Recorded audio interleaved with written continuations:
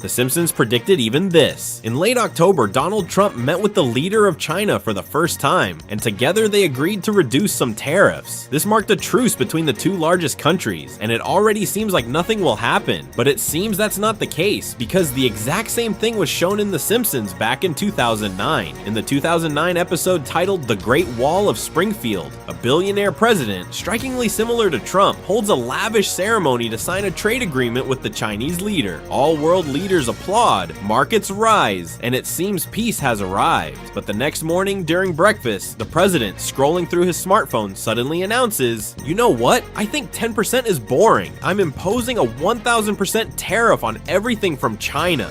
His advisors are horrified, but he just laughs. The consequences in the cartoon are catastrophic. The world economy collapses. In China, they show factories closing and pandas sadly packing their suitcases. The whole world is in shock, while the billionaire president stands in front of burning charts and says, "But now we'll make our own toasters." Irony that became reality when, after the recent truce, Trump unexpectedly announced new, even harsher tariffs, plunging the world into chaos. Interesting. How could The Simpsons have already known this?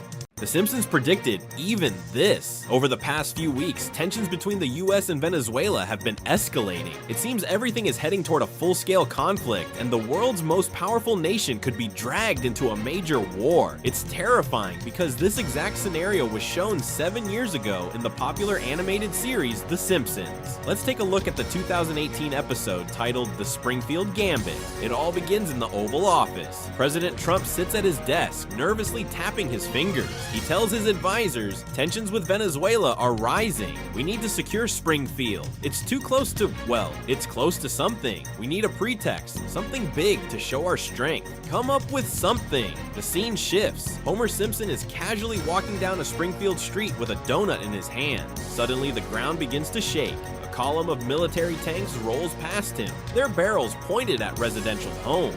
Homer drops his donut in shock. Reporter Kent Brockman appears. Unexpected martial law in Springfield. The president has declared Operation Arapa Shield to protect the city from the socialist threat. Residents are advised to remain calm and stock up on Duff beer. And then the most incredible thing happens. Through the streets of Springfield, looking around nervously, runs a frightened man in a tracksuit who looks strikingly like Nicolas Maduro. Military jeeps chase after him. In panic, he runs up to the first house he sees, the Simpson home, and desperately pounds on the door. Homer opens it. "Por favor, hide me. These gringos have gone crazy." Maduro shouts and rushes inside, hiding behind the famous couch.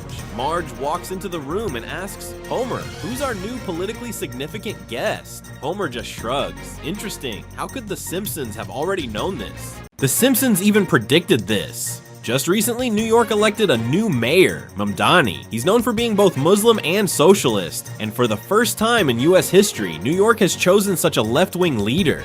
Naturally, a conflict with Donald Trump arose almost immediately. Amazingly, this exact scenario appeared in The Simpsons 15 years ago. Let's recall the 2010 episode. Lisa Simpson, who has become president, is dealing with the aftermath of her predecessor's administration, Donald Trump's. In one scene, she holds an emergency meeting, and the mayor of New York City joins via video call. The character looks strikingly similar to Mamdani, dark-skinned, wearing glasses with a short beard. He fiercely argues with Trump's hologram, who demands the city return federal subsidies and threatens to build a wall around Manhattan and make tourists pay to enter. The cartoon mayor, like the real Mamdani, accuses Trump of political blackmail and playing on people's fears. The resemblance goes beyond appearance. It's in the rhetoric, in the nature of the conflict itself, a progressive city leader versus a conservative federal opponent.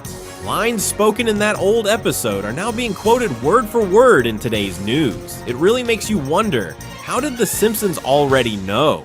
The Simpsons predicted even this. America lost over $14 billion due to the longest government shutdown in its history. While they managed to stop this madness, it seems that next year, an even greater economic crisis awaits us because of another shutdown. We were surprised, but it turns out this exact scenario was shown in The Simpsons back in 2015. In the 2015 episode titled Bart to the Future, we see Donald Trump, who has become president. In one scene, boasting about his economic policy, he imposes massive massive tariffs on goods from China and Europe, declaring that America will be great again by making everything ourselves. This triggers trade wars and panic in global markets. But his plan backfires. Due to the trade wars and reckless spending, the government runs out of money. Collapse ensues. The cartoon shows shocking scenes. The White House is completely empty and abandoned. Papers flying through the corridors, and on the president's desk in the Oval Office lies a note saying, "We're bankrupt." President Trump himself has vanished, leaving the country in ruins. Chaos reigns in the streets of Springfield, government workers are on strike, and the economy is in free fall. The nation plunges into the deepest crisis caused by the actions of its own leader. And here's where it gets really interesting. To save the country, early elections are held. Lisa Simpson throws her hat in the ring. We see footage of her campaign. She speaks before a crowd, promising to restore sanity, while banners reading "Lisa 2026" hang in the background. Ultimately, she wins and becomes the first female president from Springfield. The final scene of the episode, Lisa sits in the Oval Office and tells her advisors, "As you know, we've inherited quite a budget crunch from President Trump." Interesting. How could The Simpsons have already known this?